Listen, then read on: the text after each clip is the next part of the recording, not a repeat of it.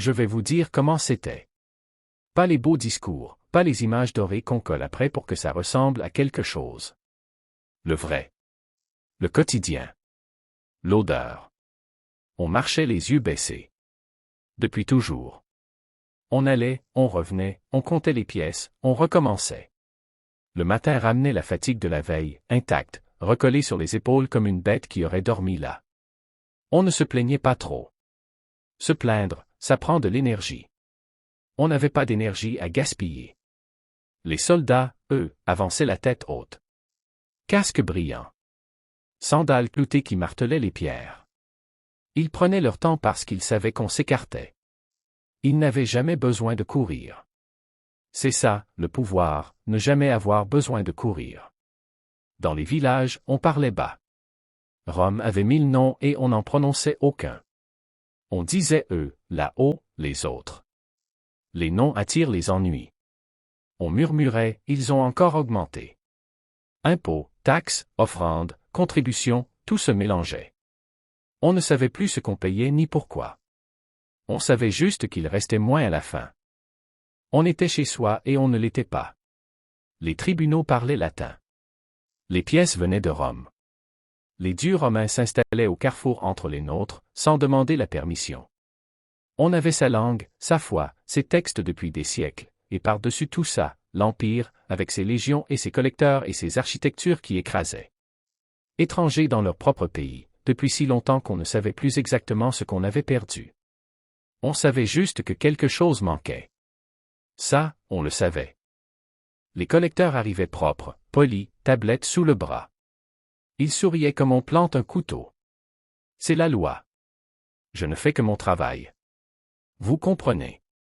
On comprenait, oui, qu'ils prenaient trop, qu'ils se servaient au passage, qu'ils avaient des protecteurs plus hauts. On comprenait surtout qu'on ne pouvait rien dire.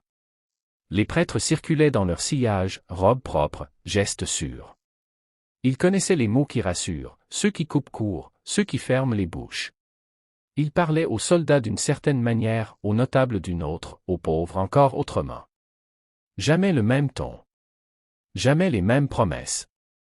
Un talent, ça. Un vrai talent. On comptait les enfants comme on compte les dettes. Un de plus, un de moins, ça changeait tout. On les aimait, mais on n'avait pas le temps de le dire. On les envoyait chercher de l'eau, du bois, des nouvelles. Ils revenaient avec la poussière et les rumeurs. Les rumeurs allaient plus vite que les patrouilles. Des hommes qui s'étaient levés avec des bâtons, des pierres, au nord. On disait qu'ils avaient été écrasés. Qu'on avait laissé les corps sur la route pour que tout le monde comprenne. On disait beaucoup. On savait juste que ça pouvait être vrai. Les enfants voyaient tout. Pas les mots, les gestes. Les épaules qui s'affaissent, les mains qui tremblent, les yeux qui se baissent quand passent les soldats. Ils voyaient les mères serrer les dents, les pères serrer les poings dans les poches. Ils voyaient la peur avant d'en connaître le nom. Ils apprenaient vite. Trop vite. La nuit, les chiens aboyaient pour un rien. Les hommes se taisaient. On se couchait tôt, on tournait, on retournait, on pensait aux dettes, aux récoltes, aux maladies. Cette sensation d'être à découvert, sans prise sur rien, elle ne partait jamais. Même le sommeil n'y changeait rien.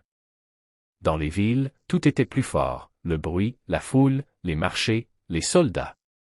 On pouvait disparaître dans la masse ou se faire écraser sans qu'on demande un nom. Les villes avalent les gens. Elles prennent tout, l'énergie, les illusions, les années, et elles rendent peu. Des chances, disait-on. Des chances de s'y perdre plus vite, oui. Les riches vivaient derrière des murs hauts, entourés de serviteurs, parlant d'affaires, de terres, de contrats.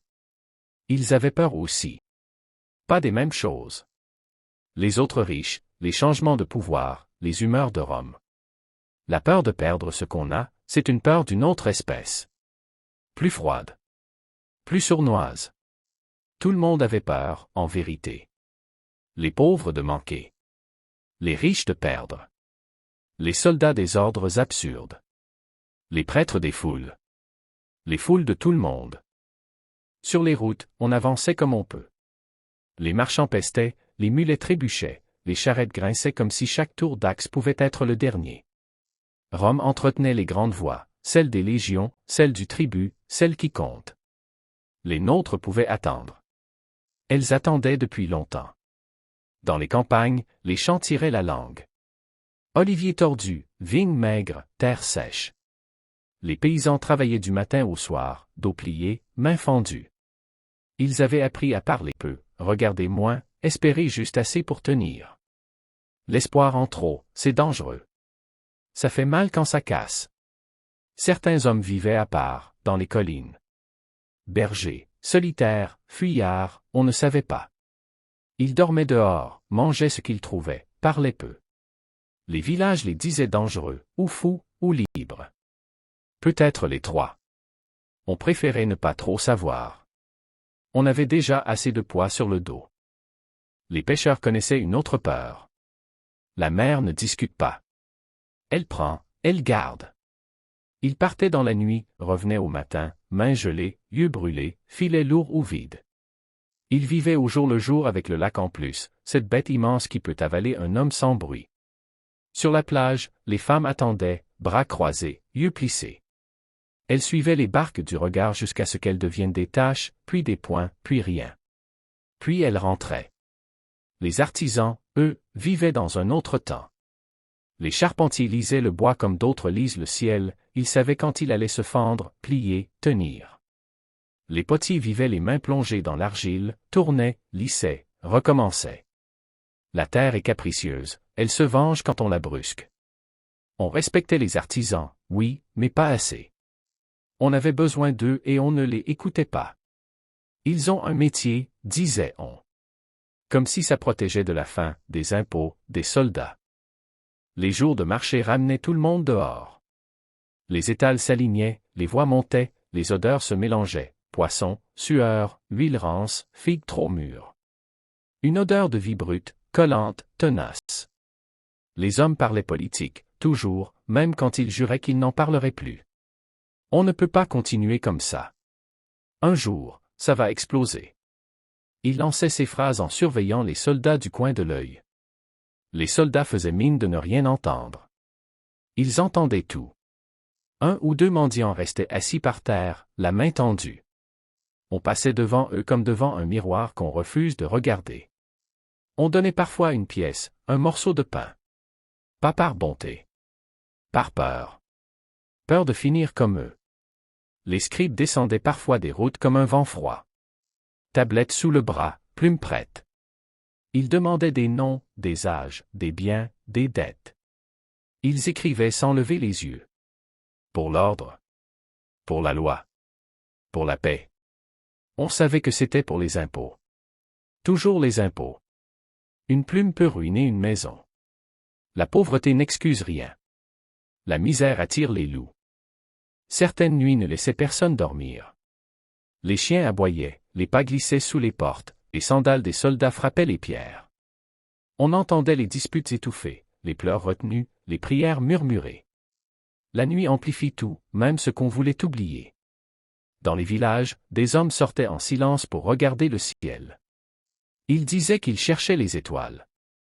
En vérité, ils cherchaient un signe. N'importe lequel. Quelque chose qui dirait, ça va aller. Mais le ciel restait muet, immense, indifférent. Les étoiles brillaient comme des yeux froids. Les femmes, elles, restaient près des enfants. Une main sur le front, sur le dos, juste pour vérifier qu'ils étaient encore là. Elles savaient que la vie peut s'échapper vite. On parlait encore de Dieu, oui. Comme d'un parent parti trop loin. Il voit. Il sait. Un jour. On disait ça en fermant les portes, en éteignant les lampes. Pour ne pas se taire complètement. La foi s'effritait, mais il restait quelque chose, une habitude du cœur, un réflexe ancien, la dernière chose qu'on n'avait pas encore les moyens de perdre. Certains jours, des caravanes traversaient le village. Lentes, chargées de tissus, d'épices, de pays lointains.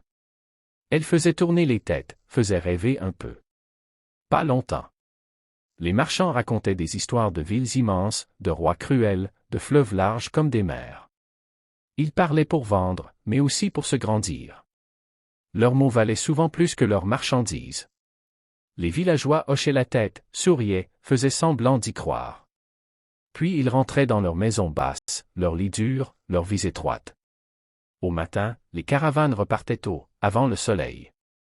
Elles laissaient une odeur, un vide, une sorte de nostalgie. Comme si elles emportaient un morceau du village. Comme si elles rappelaient que la vie pourrait être autre chose. On restait. On restait parce qu'on avait des champs, des enfants, des vieux. Parce qu'on avait peur. Parce qu'on ne connaissait rien d'autre. Dans les temples, les prêtres régnaient comme des hauts rois. Ils connaissaient les rites, les règles, les gestes. Les hommes venaient demander des signes, la récolte sera-t-elle bonne, la maladie partira-t-elle, les soldats passeront-ils. Ils repartaient avec des réponses vagues, des promesses floues. Mais soulagés. Un peu. Juste assez pour tenir jusqu'au lendemain. Les jeunes regardaient les temples avec méfiance. Ils voyaient les prêtres trop riches, les rites trop compliqués. Ils se demandaient si Dieu habitait encore là-dedans. Ils se posaient 1000 questions. Personne ne répondait. Devant les portes, les prophètes de rue criaient que le monde allait changer, que les puissants tomberaient. Ils parlaient trop fort. Les prêtres les faisaient taire. Les soldats les dispersaient. Les foules les oubliaient. Presque. Et puis les histoires circulaient. Elles ont toujours circulé, les histoires, c'est la seule chose gratuite, la seule chose que Rome ne peut pas taxer. On murmurait qu'un homme avait parlé dans un village du Nord. Qu'il avait parlé autrement, pas comme un prêtre, pas comme un notable, pas comme quelqu'un qui a quelque chose à vendre. Il aurait guéri quelqu'un. Il aurait regardé un fou comme un homme, pas comme une bête. Il aurait parlé aux pauvres, aux malades, aux exclus. Il aurait disparu ensuite, arrêté, tué, caché, personne ne savait. On racontait, on doutait, on écoutait quand même. La peur rend les oreilles plus larges. Les bergers dans les collines sentaient quelque chose, la nuit. Pas une torche, pas un feu, pas un éclair. Une lumière qui ne ressemblait à rien. Ils ne mentent pas, les bergers, sur ce qu'ils voient dans la nuit. Le désert parlait aussi, pareil. Des ermites descendaient au village, maigres, poussiéreux, les yeux brûlants. Ils disaient que le monde allait changer. Que quelqu'un venait. Quelqu'un de différent. Quelqu'un de dangereux. Quelqu'un de nécessaire. Ce sont des fous, murmuraient les villageois. Pour se rassurer. Ils savaient que les fous voient parfois plus loin que les autres. Ce n'était pas la première fois qu'on disait ça. D'autres étaient venus avant, des hommes qui s'étaient levés, qui avaient parlé autrement, qui avaient rassemblé des gens autour d'eux. Des hommes qu'on avait ensuite écrasés, dispersés, effacés. Les corps sur les routes comme avertissement. Et pourtant l'attente continuait. Elle survivait aux écrasements, aux dispersions, aux corps laissés sur les routes. Elle était plus forte que les déceptions. Inépuisable. Comme si quelque chose dans ce peuple ne pouvait pas renoncer à attendre, même quand attendre avait toutes les raisons d'être de la folie. Il y avait des textes aussi. Des vieux textes que les rabbins lisaient dans les synagogues le sabbat, des textes sur ce pays, sur ces gens, sur ce qui avait été promis. Les vieux les connaissaient depuis l'enfance. Le peuple qui marchait dans les ténèbres a vu une grande lumière. Sur ceux qui habitaient la terre de l'ombre, une lumière a resplendi. On ne savait plus exactement depuis quand ce texte-là avait été écrit, ni pour qui. On savait que c'était pour ici. Pour la Galilée. Pas une région oubliée, une région désignée. Les vieux le savaient. Les jeunes l'avaient entendu sans l'entendre. Mais les mots restaient là, quelque part dans la mémoire collective, attendant leur heure. Certains jours, les routes semblaient vibrer d'un mouvement invisible. Pas les caravanes, pas les soldats, pas les marchands. Autre chose. Un passage. Un souffle. Les chiens se taisaient d'un coup. Les enfants levaient la tête sans raison. Les femmes interrompaient un geste, comme si un fil venait de se tendre. Les hommes regardaient la route, juste une seconde de trop. Dans les villes, sous le bruit ordinaire, il y avait une tension fine, presque imperceptible. Les marchands comptaient plus vite. Les soldats regardaient plus loin. Les scribes écrivaient plus serrés. Les prêtres parlaient plus fort, comme pour couvrir quelque chose qu'ils ne comprenaient pas. Les jeunes sentaient cette vibration comme une promesse. Ils avaient ce feu dans les yeux, ce feu qui brûle avant les révoltes, avant les miracles, avant les départs. Ils rêvaient d'un nom qu'ils ne connaissaient pas encore. C'était le monde avant lui. Fatigué, tendu, fissuré, mais encore debout. Un monde qui avait trop souffert pour croire facilement, mais pas assez pour renoncer tout à fait. Un monde qui continuait par inertie, par habitude, par l'étrange force des gens qui n'ont pas le choix. Quelque chose approchait. On ne savait pas quoi. On ne savait pas son nom, ni son visage, ni d'où il venait. On sentait seulement que ça venait. Et ce souffle, déjà, avançait sur les routes.